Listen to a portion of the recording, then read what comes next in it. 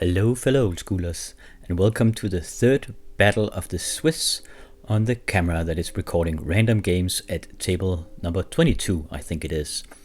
This time we'll have a match between You Are Counterburn with a splash of black against a deck I've dubbed the DemonTroll. After the match we'll have some deck pictures we can go over and watch how these brews were put together.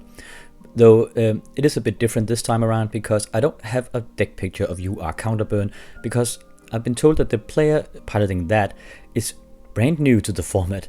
So most of his cards were actually borrowed from friends.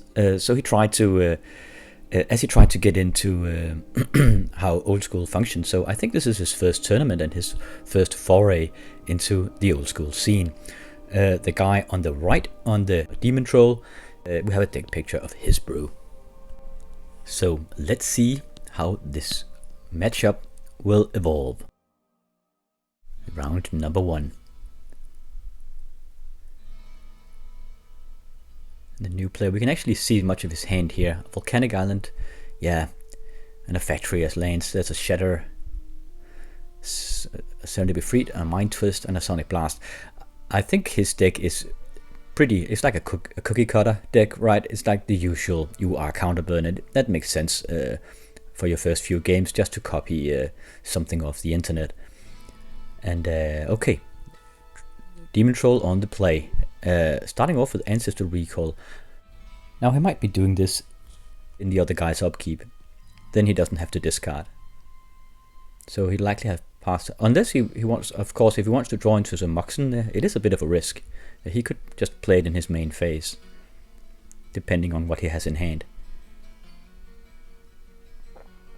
Nope, he can't get any more out, so it didn't really work out, that risk, having to discard a Single Vampire. Likely the Volcanic Island will get down now, and a Flying Men from You Are Counterburn. Yep, here we go. First critter coming out, and the other guy must know exactly what he's against here at this point. 2 Underground Sea. Ooh, cracking the Volcanic Island.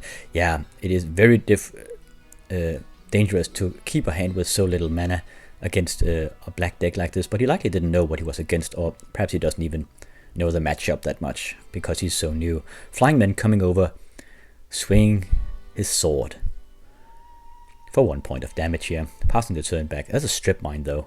Oh man. Will he crack the factory here? Yep.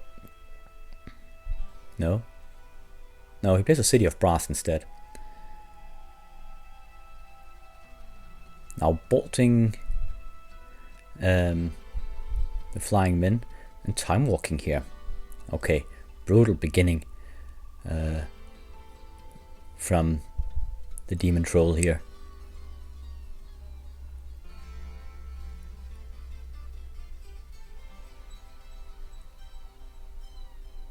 Oh, he can play the Strip Mine and play a Jusumgen or something if he has them. Or he can just straight up Strip Mine the factory. Does it here. It is a sign of weakness when the other guy... Ooh, that's a troll. It is a bit risky, this one, actually, because if the other guy has a mountain, he can bolt it. Why is there a counter on it? Oh, no mountain.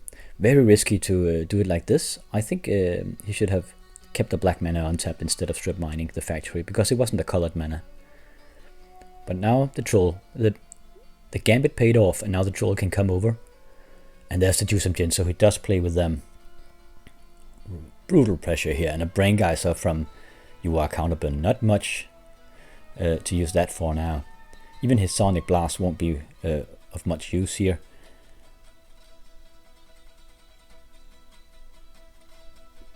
In general, before sideboard, You Are Counterburn has massive difficulties handling Jusumgens, because they can't remove them that easily. They need to double bolt it. Here they come. 8 points of damage. What that counter is doing on the Sedge Troll, I have no idea.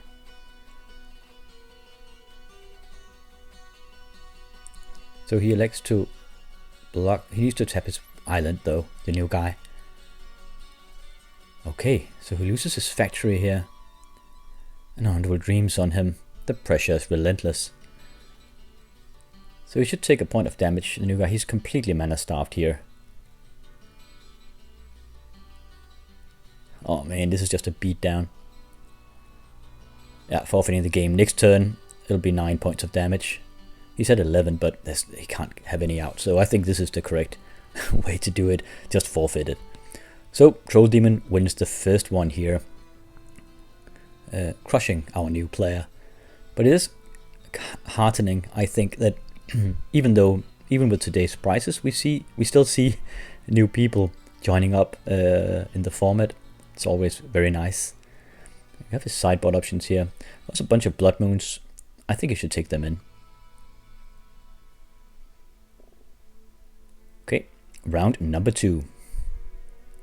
Oh, that's a bit of a mana starved hand again. I don't think it's a keeper. He did see Sinkhole from the other guy. He keeps though. Okay, let's hope for our new player here that he won't get land destructed out. Just cut a bit forward here because it took a while for Troll Demon to draw his hand. I think they were just chatting away. So on the play, bolting the other guy straight out. That's very dangerous. Oh, he has 2 other bolts in hand. Okay, that makes sense then. Dark Ritual into Hypnotic Spectre though. Okay, well he'll get a 2 for 1 when he bolts that. That's always nice. Underground Sea. Lucky draw here that he got his mana. What? No. Oh, he plays an Iron Claw Orc instead of bolting. It's a 2/2, but it's a Landwalker. It can't block the Spectre. That is a misplay. Oh no. Using Iron Claw Orcs has been a new thing in at the old school scene in Denmark, mainly to circumvent City in a Bottle. I mean, there's this online tournament called Throne Wars in Denmark. I don't participate myself, but Sol Ring. Much of the meta has evolved from that, I think. And Iron Claw Orcs has been a new thing lately in Denmark. So perhaps he's copied a Danish deck, Danish UR Counterburn version. I don't know. Perhaps other countries use them as well. Oh, mind twisting his hand here with a Dark Ritual and a Sol Ring. If he hits the Volcanic Islands, oh, does he take the entire hand? He takes the entire hand. 2 Centipede Freaks and a couple of bolts. Now he can't get rid of that Spectre. And then the Spectre comes over. At least the Spectre can't pick cards from his hand, so it just annulled much of the threat from that Spectre. But I mean, the other guy has to keep playing his cards from his hand here. Counter-attacking with the Iron Claw, getting in for 2. Oh, he can't play it. It is a Red Blast. Now that'll get picked from his hand because he didn't bolt the Spectre. But even if he did, he wouldn't have had an Iron Claw Orc now. Demonic Tutor here. The Mind Twist has been used. And there's no blue mana. Wonder what he'll pick.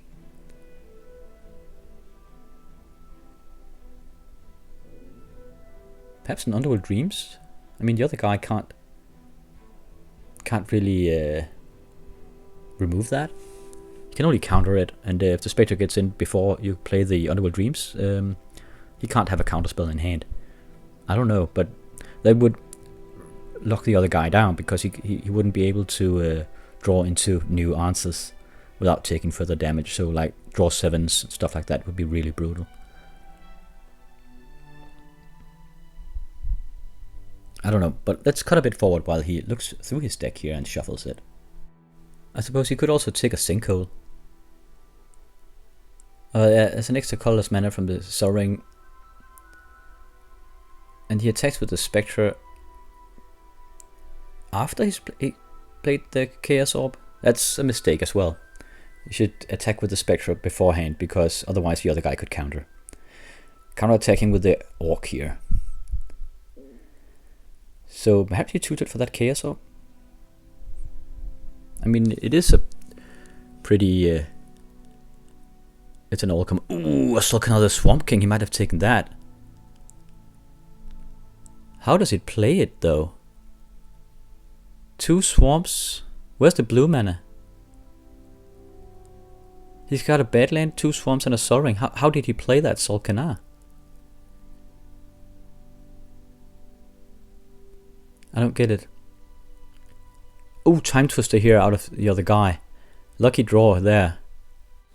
But yeah, it's the correct play to play it here because he needs all the outs he can get. But I don't. That Sol'Kanar really annoys me. It's almost like a none game, this one, because I can't see how you can play it. The Sol'Kanar is 1 black, 1 blue, 1 red, and 2 colorless, as far as I remember. What on earth is it doing out there? 5/5 Swamp Walk. It's like it's a brutal, really a brutal creature. It's oh, there's a control magic on the hand of the other guy. Perhaps he can pick it. No, he needs to get rid of the Chaos Orb as well. But still.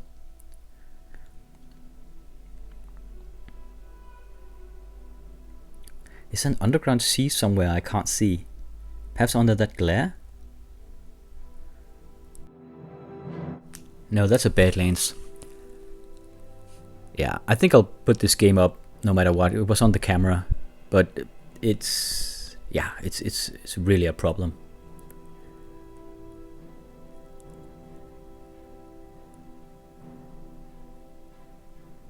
I'm sorry about that, you guys. Now, red blasting the flying men here. Not that it really matters, but I suppose it can't and a sinkhole in the factory. Then it can't block the Hypnotic Spectre, and he can pick more cards from the other guy's hand.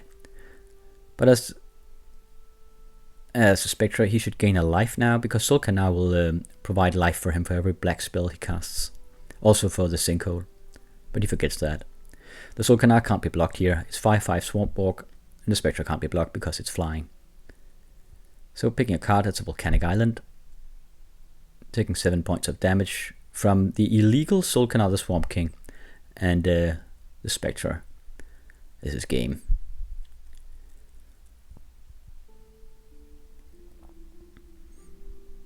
Now cracking his Volcanic Island. I think he could crack the... but it's fair. I mean, it's fine to do, because now he can't play anything. He can't play a land and a control magic. But you could take the Underground Sea as well, because then you crack him out of black mana. And he can't tutor. He could tutor after a Mace of Ith or something. But still, he postpones the inevitable. He actually has a tutor in hand, but I can't figure any way out of getting away from that Sol'Kanar the Swamp King. And two flying Hypnotic Spectres here. He can Sonic Blast a single Spectre. I think he should probably tutor if he has a Mace of Ith. Oh wait, he could tutor for a Red Blast actually. He had that. Or Blue Blast. Both will work against Sol'Kanar the Swamp King, because he is both a red and blue creature. I think that's a second land drop there. Okay, he takes it back. Yeah, the quick play here is, if he doesn't have a Mace of Ith, and even if he does, I think the correct play here is to tutor for a Red Blast and Red Blast the Sol'Kanar away. And okay, I think the other guy took a point of life from his one of his black spells. He remembered one of them. It's really giving it a good think here. Let's cut a bit forward. I don't think there's any outs in the long run here.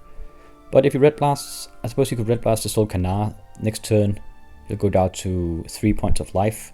He'll control magic one of the Spectres, go down to 1 point of life, then he'll untap the Spectre and can block. I think that is the only out. Okay, so he tutors here. Let's see if Wheel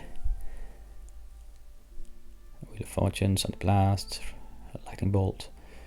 That's a Red Blast. 2 Red Blasts. Take one, man. Take one of them. Take the Red Blast. Red Blast the Sol'Kanar. Control magic the Spectre next turn. Chaos Orb could be used, but he can't play Chaos Orb. He can only play a Red Blast as far as I can see. I don't think he does it. That's another Red Blast. No, he forfeits the game here. Okay. yeah, so that was it. I'm really sorry about. Oh, he had a blue blast. He could. No, he doesn't have blue mana to counter the red blast, as far as I can see. So I think he had an out there, but it wouldn't have mattered in the long run. I mean, this game really took. I mean, it's almost not even a game, because getting a Stolkanar out when you can't play him, it's just it just skews the game so much that that most of the outcome is decided by it. But I could have overlooked something. I don't know. But I think this particular matchup is just, yeah, it's really influenced that these guys are new players, and I'll ask you guys not to be critical of them. We've all been there, and there's a lot of cards to learn and a lot of stuff to be mindful of, what mana you have and how you, what cards you play.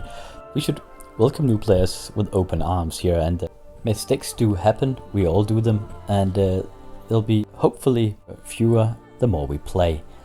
So let's go a few minutes to go over the DemonTroll here. Primarily black and red. We have the black and red mocks, the 3 blue power cards, and a black lotus. Full playset of lightning bolts and a fireball and a wheel of fortune. And then we have the mana base. And yeah, there's a bit of a glare there, but we have the trolls, like the 3 of them. We have some hypnotic specters, some Sinkia vampire, a Slug, another Swamp King, pretty awesome creature, but it does require that you have the available mana for it. And 3 Underworld Dreams, 4 Sinkholes, and 4 Dark Rituals here. So very aggressive brew. It actually resembles my own deck a bit when I started out, before I put white into it. It was the same colors and had more burn. It even had sushis as well back there. Those games can be found earlier on the channel. It's a really fun deck, this one. It goes so fast. And but it does have weaknesses. So he's put in the Mineral's Disc there because he can't remove enchantments like Moat and the Abyss or stuff like that. Circular Protection Black. So yeah, he needs that main deck as an answer against those kinds of things. I did as well, as I remember. Let's check out the sideboard here. We have the last couple of sushis in there and a city in a bottle, so we can actually make a transformation sideboard where it puts this Yuuzhan out and then put sushis and a city in a bottle in. Maze of Ith and a Paralyze, a couple of Paralyze actually, a couple of red blast, a couple of blue blasts, a Shatter, and I think there's 3 glooms against white, and we actually have the 4th Underworld Dreams as well, likely to put in against control and mono blue and stuff that just draws a lot of cards. So yeah, sideboard makes sense. Paralyze is in there because he doesn't know if he'll face a mirror, so it's always debatable if you want Terrors or Paralyze in your deck. The Yuuzhan, sometimes a Paralyze is all you need. You just paralyze a creature and get in for a couple of turns with the Yuuzhan, and then it's curtain call, lights out. So yeah, really dig this brew. It is fun to play, though myself I put white in mine because I find the lack of enchantment removal to be very difficult to circumvent only with discs. I also had more discs in sideboard, but it is a bit clunky, so it does make sense to me to go another route here. Yeah, so that was the matchup for today. I'll catch you in the next random matchup on table 22.